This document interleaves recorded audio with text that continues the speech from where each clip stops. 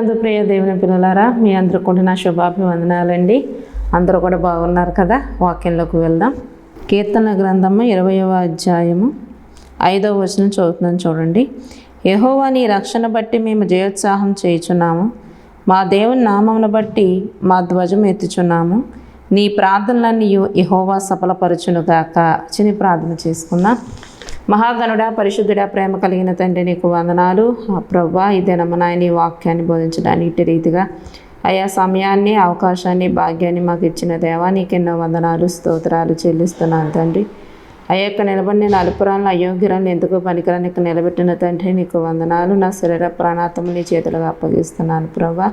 మాట్లాడేది నేను కాదు ప్రభు, నాయందు నీ నాయన ముఖాంతం సూటిగా తేటగా నీ బిడ్డలందరితో మీరే నాయన మాట్లాడమని, నీవే తోడైన సహాయం దయచేయమని యేసు పరిశుద్ధ నామ వేడుకని ప్రార్థిస్తూ నామ పరమ తండ్రి, ఆమేన్. చదవబడిన వచనంలో లాస్ట్ లైన్ చదువుతాను చూడండి. నీ ప్రార్థనలన్నీ యెహోవా సఫలపరచునుగాక. దేవుడు ఇక్కడ వాక్యం ద్వారా మనతో ఏమని మాట్లాడుతున్నాడంటే, నీ ప్రార్థనలన్నీ యెహోవా సఫలపరచునుగాక. అంటే మనం చేసే ప్రతి ప్రార్థన అంటండి దేవుడు సఫలపరుస్తాడంటండి. ఆమేన్. అయితే ఈరోజు చాలామందికి ఎలా ప్రార్థన చేయాలో తెలియదు. ఎలా ప్రార్థిస్తే దేవుడు మనకు సమాధానం ఇస్తాడో, మన ప్రార్థనలు సఫలం చేస్తాడో, మన ప్రార్థనలకు జవాబిస్తాడో కొంతమందికి తెలియదండి. ప్రార్థన ఎలా చేయాలో తెలీదు. ఈరోజు మనం ఎలా ప్రార్థన చేయాలి, ఎలా ప్రార్థన చేస్తే దేవుడు మన ప్రార్థన ఆలకిస్తాడు, ఎలా ప్రార్థన చేస్తే మన ప్రార్థనకు దేవుడు జవాబు ఇస్తాడు, ఎలా ప్రార్థన చేస్తే మన ప్రార్థన దేవుడు సఫలపరుస్తారన్న విషయాలు ఈరోజు మనం దేవుని వాక్యం నుంచి నేర్చుకుందాం. ఇక్కడ దేవుని వాక్యం ఏం సెలవిస్తుందంటే, నీ ప్రార్థనలన్నీ యెహోవా సఫలపరచునుగాక. ఆమేన్. మరి దేవుడు మన ప్రార్థనలన్నీ సఫలపరచాలంటే మొదటగా మనం ఏం చేయాలంటే, లూకాసు వార్త 18వ అధ్యాయం 13 నుండి 14 వచనాలు చూద్దామండి. అయితే సుంకరి దూరంగా నిల్చుండి ఆకాశం వైపు కన్నులెత్తుటకైనను దయ్యము చాలక రొమ్ము కొట్టుకొనుచు, దేవా పాపినైన నన్ను కరుణించమని పలికెను. మొదటగా మన ప్రార్థనలో ఏముండాలో తెలుసా అండి? పశ్చాత్తాపం ఉండాలి. తర్వాత వినయ విధేయతలతో, తర్వాత తగ్గింపు మనస్సుతో హృదయపూర్వకంగా మన ప్రార్థన చెయ్యాలండి. ఎందువల్లంటే ఇక్కడ దేవుడు ఒక ఉపమానాన్ని మనకు చెప్పాడు చూడండి. అదే అధ్యాయం 18వ అధ్యాయం 9 నుంచి చదివితే, తామే నీతిమంతులమని తమ్ము నమ్ముకుని ఇతరులను తృణీకరించు కొందరితో ఆయన ఈ ఉపమానం చెప్పాను. ప్రార్థన చేయుటకు 2 మనుష్యులు దేవాలయమునకు వెళ్ళిరి. వారిలో ఒకడు పరిసయ్యుడు, ఒకడు సుంకరి. ఒక దేవాలయానికంటండి 2 వ్యక్తులు ప్రార్థన చేయడానికి వెళ్ళారంట. అందులో ఒకడు పరిసయ్యుడు, ఒకడు సుంకరి.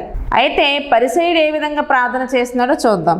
పరిసయ్యుడు నిలవబడి, దేవా నేను చోరులను, అన్యాయస్తులను, వ్యభిచారులునైన ఇతర మనుష్యుల వలెనైనను ఈ సుంకరి వలెనైనను ఉండనందుకు నీకు కృతజ్ఞతాస్తుతులు చెల్లించుచున్నాను.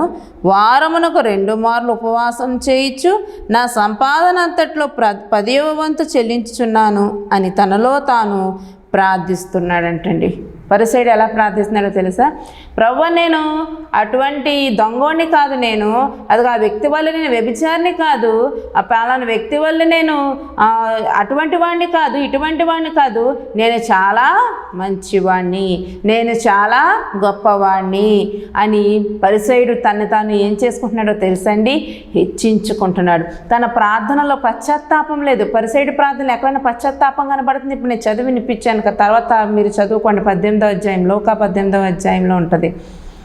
సో పరిసయ్యుడి ప్రార్థనలో తగ్గింపు లేదు. 18వ అధ్యాయంలో 9 నుంచి చదువుతున్నాం కదా, తామే నీతిమంతులమని తమ్ము నమ్ముకుని ఇతరులను తృణీకరించు కొందరంట. చాలామంది అంట, మేము నీతిమంతులము, మేము పరిశుద్ధులము, మేము పవిత్రులము, మా వంటి నీతిమంతులు ఎవ్వరూ లేరు, మా వంటి పరిశుద్ధులు ఎవ్వరూ లేరని ఎదుటి వారిని తృణీకరించి మాట్లాడుతూ ప్రార్థన చేస్తూ ఉంటారంట కొంతమంది. వారి గురించి దేవుడి ఉపమానం చెప్పాడు. కొంతమంది కదండి ఈ రోజుల్లో చూడండి, చాలామంది ప్రార్థన చేసేవాళ్ళు ఏమని ప్రార్థన చేస్తారు? ప్రభువా, నేను నీతిమంతుడిని, నేను నీతిమంతురాలు, నాలో ఏ లోపం లేదు, నాలో ఏ పాపము లేదు, అదిగో వాడే పాపిష్టోడు, ఆమె పాపిష్టిది, ఆమె అటువంటిది, వాడు అటువంటి వాడు, వాళ్ళ బ్రతుకులు అలాంటివి, వాళ్ళ బ్రతుకులు ఎలాంటివి, ఆడు అలా చేస్తాడు, వీడు ఎలా చేస్తాడు అని చాలామంది ఎదుటివారిని తృణీకరించి మాట్లాడుతూ ఉంటారు.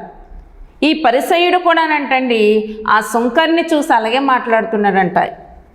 ఏమని అంటే తెలుసా, ఆయన ఏమంటాడంటే, నేను చోరులను, అన్యాయస్తులను, వ్యభిచారులనైన ఇతరుల మనుషుల వలెనైనను ఈ సుంకరి వలెనైనను ఉండనందుకు నీకు కృతజ్ఞతాస్తుతులు అని చెప్తున్నాడంట దేవుడు.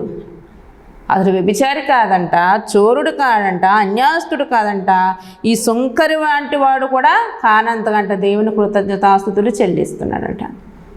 అండ్ ఈ భూమి మీద ఒక్కరు కూడా నీతిమంతులు లేరు, అందరము పాపులమే. ఎదుటివారిని తుణీకరించేంతటి వారం మనము కాదు, ఎదుటివారిని తీర్పు తీర్చేటంత వారము మనకు కాదు. నువ్వు అటువంటి వాడువరా, నువ్వు ఇటువంటి దానివరా, నువ్వు ఇటువంటి దానివి, నువ్వు అటువంటి వాడువరా, నువ్వు పాపిష్టోడువరా, నువ్వు వ్యభిచారువరా, దొంగవ, ద్రోహువా అని ఎదుటివారిని మనం తృణీకరించి మాట్లాడకూడదు. ఎవరిలో లోపాలు లేవండి? ఇప్పుడు ఇలాగా ఎదుటివారిని తృణీకరించి మాట్లాడిన వాళ్ళ లోపాలు ఉండవా? ఖచ్చితంగా ఉంటాయి. అయితే ఎవరి లోపాలు వారు కనపడవు, ఎవరి తప్పులు వారికి కనపడవు, ఎవరు చేసే పనులు వారు కరెక్ట్ అనుకుంటారు, కానీ ఎదుటి వ్యక్తులు చేసే పనులు తప్పు అనుకుంటారు. ఈ పరిసయ్యుడు కూడా అలాగే అంటున్నాడు. ఏమనంటే, నేను అటువంటి వాడిని కాదయ్యా, అందుకు నీకు కృతజ్ఞతాస్తుతులు.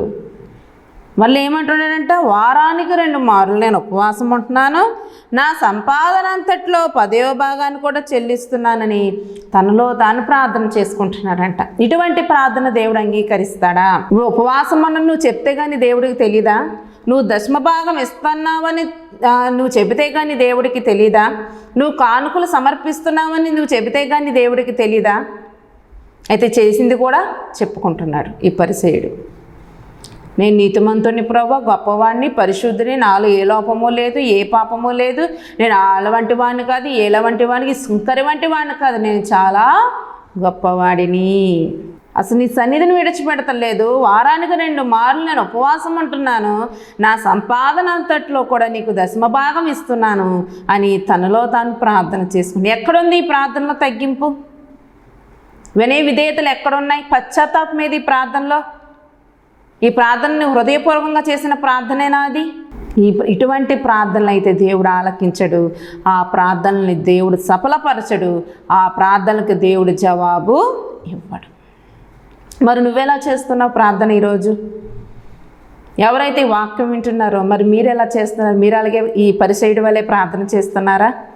నేను గొప్పవాడిని, నేను గొప్పదాన్ని, నేను నీతిమంతుని, నీతిమంతురాల్ని, నాలో ఏ లోపం లేదయ్యా, నాలో ఏ పాపం లేదయ్యా, నేను కూడా 2 మార్లు ఉపవాసం ఉంటున్నాను, నా సంపాదనలో నేను 10వ భాగం ఇస్తున్నాను, మందిరానికి కుర్చీలు కొన్నాను, టేబుళ్ళు కొన్నాను, చైర్లు కొన్నాను, కార్పెట్లు కొన్నాను, సౌండ్ బాక్సులు కొన్నాను అని నువ్వు కూడా నేను హెచ్చించుకుంటున్నావా? అటువంటి ప్రార్థనలు అయితే దేవుడు ఆలకించడండి. హెచ్చించుకునే ప్రార్థనకి దేవుడు జవాబు ఇవ్వడు. మొదట మన ప్రార్థనలో పశ్చాత్తాపం ఉండాలి. అయ్యా నేను పాపినయ్యా. తర్వాత సుంకరి చేసే ప్రార్థన చదువుదామా? అయితే సుంకరి దూరంగా నిలుచుండి ఆకాశం వైపు కన్నులెత్తుటకైనను ధైర్యము చాలక రొమ్ము కొట్టుకొనుచు, దేవా పాపినైన నన్ను కరుణించుమని పలికెను. చూసాడా, సుంకరి ఎటువంటి ప్రార్థన చేశాడు? అయ్యా నేను పాపాత్ముడను, నా కన్నులెత్తి ఆకాశం వైపు చూడడానికి కూడా నేను సరిపోనయ్యా, నేను సరిపోను ప్రభువా అని రొమ్ము కొట్టుకొనొచ్చు, నేను పాపిని, దేవా నన్ను కరుణించయా అని ప్రార్థన చేస్తున్నాడంట. చూసారా, సుంకరి ప్రార్థనలో పశ్చాత్తాపం ఉందండి. పాపిని ఒప్పుకున్నాడు. సుంకరి ప్రార్థన వినయ విధేయతలు ఉన్నాయి, తగ్గింపు ఉంది. హృదయాంతరంగంలోంచి దేవునికి ప్రార్థన చేస్తున్నాడు. హృదయపూర్వకంగా తన పాపిని ఒప్పుకున్నాడు, పశ్చాత్తాపడ్డాడు. నా కన్నులెత్తి నీ తట్టు చూడడానికి కూడా నేను అర్హుడిని కాదు నాయన, అసలు నీ సన్నిధిలో అడుగు పెట్టడానికి కూడా నేను అర్హుడిని కాదయ్యా అని రొమ్ము కొట్టుకొనుచు ఏడుస్తూ, ఈ పాపిని కరుణించవా, ఈ పాపిని క్షమించవా అని ప్రార్థన చేశాడంటండి సుంకరి. దేవుడు ఎవరి ప్రార్థన ఆలకిస్తాడు? పరిసయ్యుడి ప్రార్థన ఆలకిస్తాడా? సుంకరి ప్రార్థన ఆలకిస్తాడా? సుంకరి ప్రార్థన. తర్వాత చూడండి, తర్వాత వచనం, అతని కంటే ఇతడు నీతిమంతుడిగా తీర్చబడి తన ఇంటికి వెళ్ళినని మీతో చెప్పుచున్నాను. తన్ను తాను హెచ్చించుకున్నవాడు తగ్గింపబడిననియు, తన్ను తాను తగ్గించుకున్నవాడు హెచ్చింపబడిననియు చెప్పాను. చూసారా, పరిసయ్యుడు ఏం చేసుకున్నాడు? హెచ్చించుకున్నాడు. నా వంటి గొప్పవాడు ఎవరు లేరు, నా వంటి నీతిమంతుడు ఎవరు లేడు. నేను మందిరానికి వచ్చేస్తున్నాను, కానుకలు ఇచ్చేస్తున్నాను, అవే భోజనాలు ఎట్టేస్తున్నాను, పలహారాలు ఎట్టేస్తున్నాను, అన్నీ ఇచ్చేస్తున్నాను దేవుడికి. నీళ్ళు తగ్గింపేది? వారానికి 2 సార్లు 3 సార్లు వారాలు 40 రోజుల ప్రార్థనలు ఉపవాసాలు ఉండిపోతున్నాను. తగ్గింపేది? వినయ విధేయతలేవి? పశ్చాత్తాపమేది? ఈ పరిసయ్యుడిలా నువ్వు ప్రార్థన చేస్తున్నావేమో. నువ్వు దేవుడు అంటున్నాడు, తన్ను తాను తగ్గించుకున్నవాడు హెచ్చింపబడతాడు, తన్ను తాను హెచ్చించుకున్నవాడు తగ్గింపబడతాడు. ఈ 2 ప్రార్థనలు బట్టి దేవుడు ఏమని తీర్పు తెచ్చాడో తెలుసా? సుంకరి నీతిమంతుడు. ఎవరైతే పశ్చాత్తాపడి నేను పాపినయ్యా, నేను ఘోరాతి ఘోరమైన పాపిని ప్రభువా, నేనైతే నీతిమంతురాలి కాదు నాయన, నీ సన్నిధిలో అడుగు పెట్టడానికి కూడా నేను అర్హురాల్ని కాదు, నా కన్నులైతే నీ ఆకాశం తట్టు చూడడానికి కూడా నేను అర్హుణ్ణి కాదయ్యా, ఈ అపవిత్రమైన పెదవులతో నిన్ను స్తుతించడానికి కూడా నేను అర్హుణ్ణి కాదయ్యా అని ఎవరైతే తగ్గించుకుని ప్రార్థన చేస్తారో అటువంటి ప్రార్థన దేవుడు ఆలకిస్తాడు. దేవుడు అటువంటి తగ్గింపు మనసు కలిగిన వారిని నీతిమంతులుగా దేవుడే తీర్పు తీరుస్తాడంటండి. నువ్వు తీర్పు తీర్చడం ఏంటి? దేవుడు అంటాడు, మీరు తీర్పు తీర్చకండి, మీరు తీర్పులోనికి వస్తారు, మీరు తీర్పు తీర్చబడతారో. తీర్పు తీర్చడం నా పని, మీరెందుకు తీర్పులు తీరుస్తున్నారు? వాడు అన్యాయస్తుడని, వాడు పాపని, వాడు దుర్మార్గుడని మీరు తీర్పు తీర్చడం ఏంటి? మీరు పెద్ద నీతిమంతులా? మీరు పరిశుద్ధులా? మీరు తీర్పు తీర్చకండి. నేను లోపాలు పాపాలు తప్పులుంటే దేవుడు చూసుకుంటాడు, దేవుడు తీర్పు తీర్చుకుంటాడు. నువ్వు తీర్పు తీర్చుతున్నావంటే నీలో ఏ లోపము లేదా, నీలో ఏ పాపము లేదా. నీ ఊహ తెలిసిన కాడి నుంచి మన పుట్టుకలో నుంచే పాపం, జన్మకర్మలైన పాపంలో మనం పాపులమే. నీ ఊహ తెలిసిన కాడి నుంచి నీకేమి ఏ తప్పుడు ఆలోచనలు నువ్వు ఆలోచించలేదా? ఏ పాపమో చేయలేదా? నువ్వు ఏ తప్పుడు మాటలు మాట్లాడలేదా? మరి నీలోనే లోపాలు ఉంచుని ఎదుటివారి లోపాలను ఎందుకు ఎత్తి చూపుతున్నావు? ముందు నిన్ను నువ్వు సరిచేసుకో చాలు. ఎదుటివారి గురించి నీకు అనవసరం, ఎదుటివారి లోపాల గురించి నీకు అనవసరం, అవి దేవుడే చూసుకుంటాడు. ఇక్కడ పరిసయ్యుడు చేసిన ప్రార్థన దేవుడికి అంగీకారం అవ్వలేదండి. కానీ సుంకరి ఎంతో ప్రార్థన చేసింది, అయ్యా నేను పాపిని, నేను ఘోరమైన పాపిని, నన్ను కరుణించు, నీ తట్టు చూడడానికి కూడా నేను అర్హుని కాదయ్యా, నాకు ఏ యోగ్యత లేదయ్యా అని సుంకరి ప్రార్థన చేశాడండి. ఆ సుంకరి ప్రార్థన దేవుడు ఆలకించి ఈ సుంకరి నీతిమంతుడు అని దేవుడు తీర్పు తీర్చాడు. మరి నీ ప్రార్థన బట్టే దేవుడు తీర్పు తీర్చాలి. మరి నువ్వే విధంగా ఈరోజు ప్రార్థన చేస్తాను ఒక్కసారి ఆలోచించు. నీ ప్రార్థన కూడా పరిసయ్యుడి వలె ఉంటుందా? అయితే అటువంటి ప్రార్థన దేవుడు సఫలపరచడు, అటువంటి ప్రార్థనలకు దేవుడు జవాబు దయచేయడు. నిజంగానే ఈరోజు చాలా మంది ప్రార్థన చేసినప్పుడు వాళ్ళు ఎంతో నీతిమంతులుగా ప్రార్థన చేసుకుంటారు, ఎదుటివారు వాళ్ళెంతో పాపాత్ములు అన్నట్టు వారు కొంచెం తృణీకరించి మాట్లాడుతూ ఉంటారు. అటువంటి వారి కోసమే దేవుడు ఎటువంటి ఉపమానం చెప్పాడంటే, కాబట్టి ఎదుటివారిని ఎవరిని మనం తృణీకరించాలి. అందరము పాపలే, భూమి మీద ఎవ్వరు నీతిమంతులు లేరు, దేవుడు తప్ప ఎవ్వరు లేరండి నీతిమంతులు, అందరము పాపులమే. మన ప్రార్థనకు జవాబు రావాలంటే మన ప్రార్థనలో మొదటగా ఉండవలసింది ఏంటో తెలుసా? పశ్చాత్తాపం, వినయ విధేయతలు, తగ్గింపు, అలాగే హృదయపూర్వకమైన ప్రార్థన చేయాలి. ఈ సుంకరు హృదయపూర్వకంగా ఒప్పుకున్నాడండి. పై పెదవులతో చేసే ప్రార్థన దేవుడు ఆలకించడు. నువ్వు పైన పెదవులతో చేస్తున్నావో, హృదయాంతరంగం నుంచి చేస్తున్నావో పక్కనున్న మనుషులకి దైవజనునికి తెలియపోవచ్చేమో, దేవుడికి సమస్తము తెలుసు. ఆయన హృదయాంతరంగంలో ఎరిగిన దేవుడు ఆయన. నువ్వు హృదయపూర్వకంగా ప్రార్థన చేస్తున్నావో, లేదా పక్కోళ్ళు ఏదన్నా నీ గురించి గొప్పగా అనుకోవాలని పెదవులతో ప్రార్థన చేస్తున్నావు, ఒక్కసారి ఆలోచించు. నీ ప్రార్థన పరిసయ్యుడి వలే ఉంటే ఇప్పుడుగైనా ప్రార్థన మానేయి. సుంకరి వలె పశ్చాత్తాపడి తగ్గించుకుని హృదయపూర్వకంగా ప్రార్థన చేయి. ఖచ్చితంగా దేవుడు నీ ప్రార్థన ఆలకించి నీ ప్రార్థనలు నీవు సఫలపరుస్తాడు. అలాగే ఎలా చేస్తే దేవుడు ప్రార్థన సఫలపరుస్తారంటే కీర్తన గ్రంథము 65వ అధ్యాయము, కీర్తనల గ్రంథము 65 2వ వచనం. ప్రార్థన ఆలకించువాడా సర్వ శరీరుని యుద్ధకు వచ్చెదురు. అంటే దేవుడు మన ప్రార్థన ఆలకిస్తున్నాడని నమ్మకంతో ప్రార్థన చేయాలంట. ఎలా చేయాలండి? ఆలకిస్తున్నాడని నమ్మకంతో ప్రార్థన ఆలకించువాడు మన దేవుడు ఎవరంటే అండి? ప్రార్థనలు ఆలకించు. అంటే నీవు చేసే ప్రార్థనలో మొదట చెప్పిన తగ్గింపు, వినయము, విధేయత, పశ్చాత్తాపము, హృదయపూర్వకంగా ప్రార్థన చేసినప్పుడు ఆ ప్రార్థన ఖచ్చితంగా దేవుడు ఆలకిస్తాడని నమ్మకంతో ప్రార్థన చేయాలంట. ఈరోజు చాలామందిలోని ప్రార్థన చేస్తారు కానీ నమ్మకము ఉండదు. చేయమంటున్నారు కదా, చేసేస్తే సరిపోద్దిలే, జరుగుతుంది లేకపోతే లేదు అని అటువంటి అపనమ్మకం నీలో వస్తే ఇంకా ప్రార్థనకు జవాబు ఎలా వస్తుంది? ఆ ప్రార్థన ఎలా సఫలమవుతుంది? నువ్వు చేసిన ప్రార్థన దేవుడు ఎలా సఫలపరుస్తాడు అంటే నువ్వు చేసే ప్రార్థనలో ఏముండాలో తెలుసా? రెండవదిగా నమ్మకం ఉండాలి. మరి నువ్వు ప్రార్థన నమ్మకంతోనే చేస్తున్నావా? నా ప్రార్థన దేవుడు ఆలకిస్తాడని నమ్మకంతోనే చేస్తున్నావా? నీ ప్రార్థనలో నమ్మకత్వము లేకపోతే దేవుడు నీ ప్రార్థన ఆలకించడు, నీ ప్రార్థన జవాబు రాదు. కాబట్టి నువ్వు ప్రార్థన చేసినప్పుడు నా దేవుడు ప్రార్థన ఆలకిస్తున్నాడన్న నమ్మకము కలిగి ప్రార్థన చేయి. అప్పుడు ఖచ్చితంగా నీ ప్రార్థన దేవుడు ఆలకిస్తాడు. ఇంకా ఎలా ప్రార్థన చేస్తే దేవుడు ఆలకిస్తాడు? మరి ఒక మాట చదువుకుందాం. కీర్తన 3:4. ఎలుగెత్తి నేను యెహోవాకు మొరపెట్టినప్పుడు ఆయన తన పరిశుద్ధ పర్వతం నుండి నాకు ఉత్తరం ఇచ్చును. మూడవదిగా ఏంటో తెలుసా? ఆయనకి ఎలా ప్రార్థన చేయాలంట?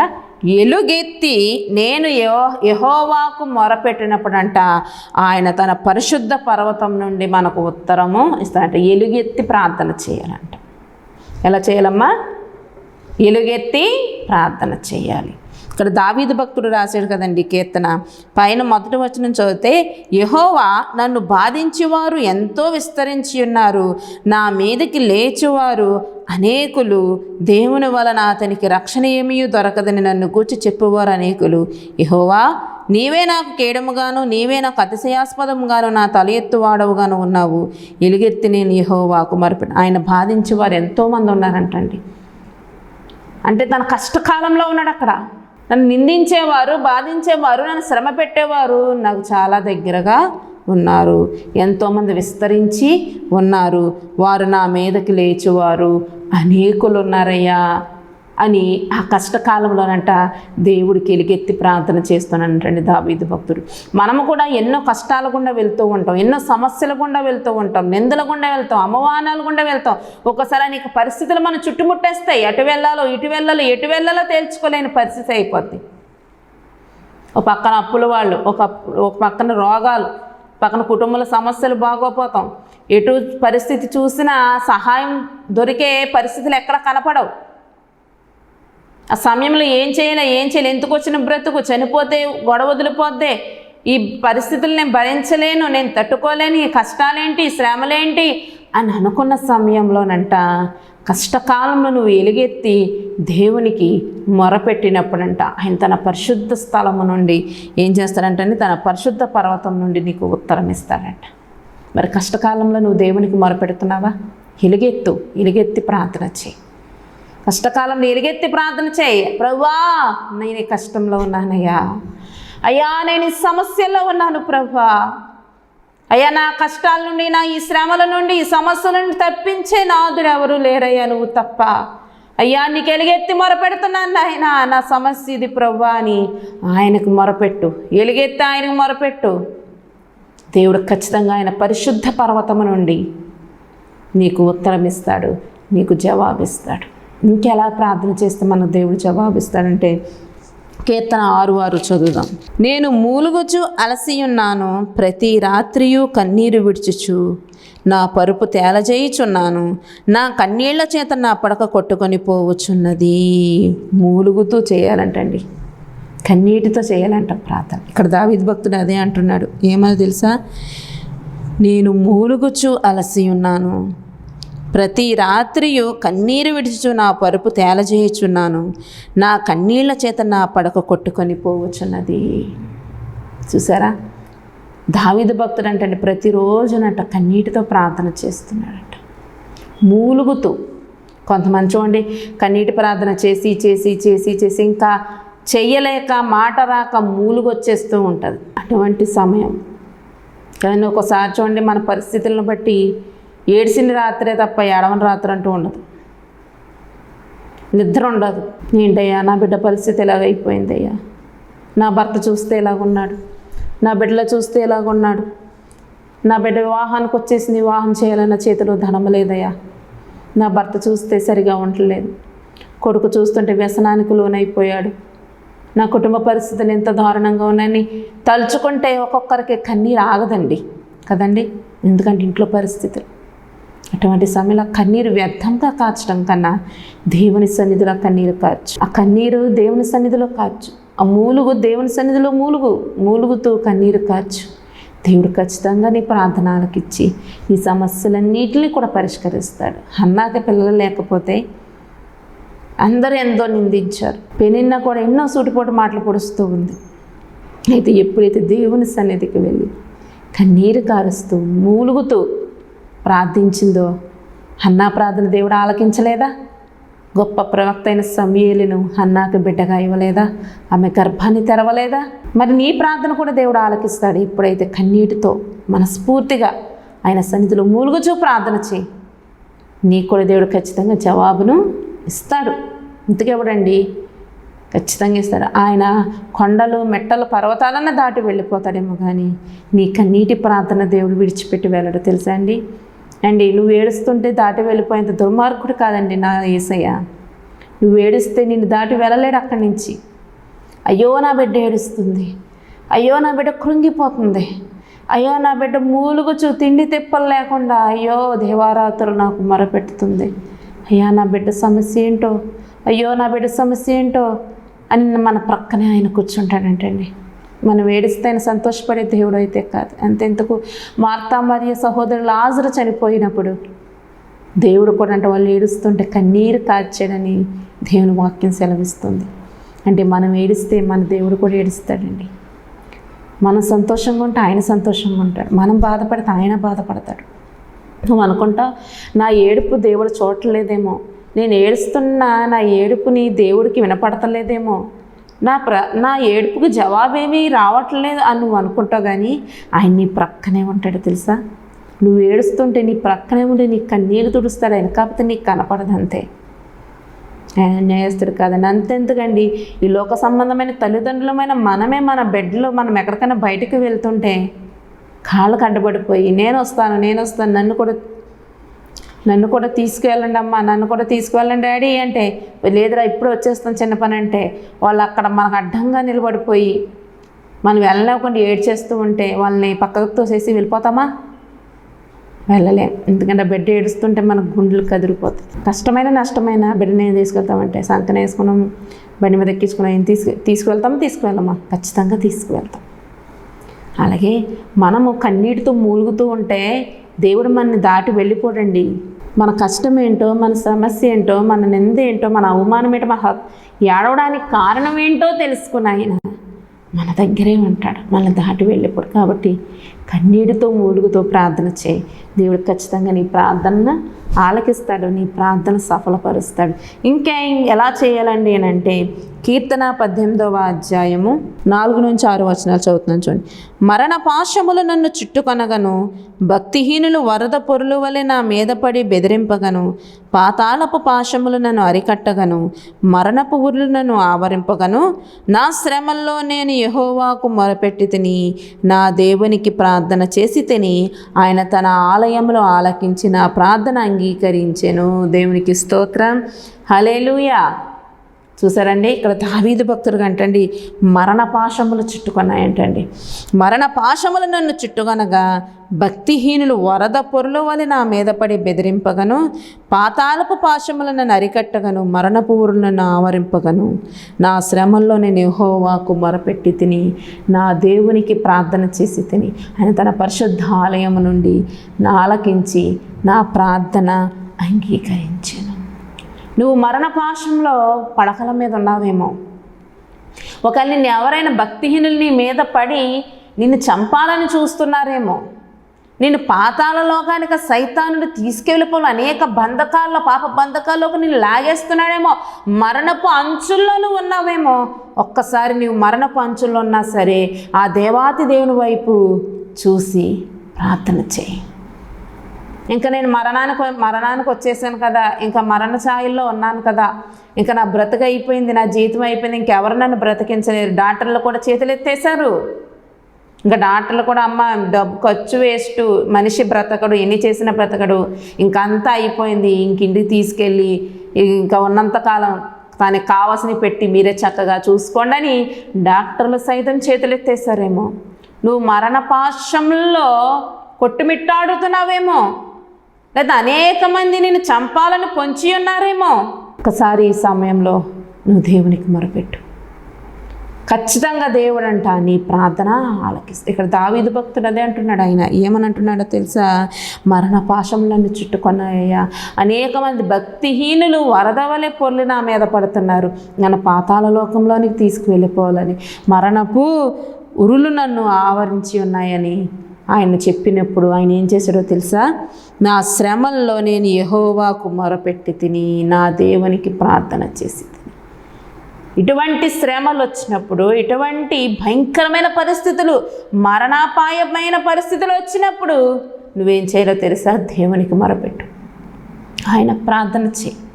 అప్పుడంటే ఆయన ఆలయము నుంచి నీ ప్రార్థన ఆలకించి, నీ ప్రార్థన అంగీకరించి నీకు ఏం చేస్తాడో సరే నీ ప్రార్థన జవాబును దయచేస్తాడు. కాబట్టి మన ప్రార్థనలో మొదటగా ఉండవలసింది ఏంటో తెలుసా? పశ్చాత్తాపం. పశ్చాత్తాపంతో కూడిన ప్రార్థన. ఒప్పుకో, నేను పాపినని ఒప్పుకో. ఎవరో నీతిమంతులు కదా, అందరము పాపులమే. నీతిమంతులని చెప్పుకుంటా పరిసైడు ప్రార్థనలాగా ఉంటుంది. నేను పాపినయ్యా, ఘోరమైన పాపి. పౌలు భక్తుడే అంటాడు. ఏమన్నా తెలుసా? నేను పాపులందరికన్నా నేను ప్రధాన పాపినయ్యా అంటాడు. ఎవరో తెలుసా? పౌలు గారు. అంత గొప్ప సేవ చేసిన పౌలు గారే పాపుల్లో ప్రధాన పాపిని, ఘోరమైన పాపిని నేనయ్యా అని ఒప్పుకుంటే నేను ఏ పాటి వారు? నువ్వెంత చేస్తావు దేవుని కోసం పని? దేవుని పని ఎంతవరకు చేస్తావు? ఎంత సేవ చేస్తావు?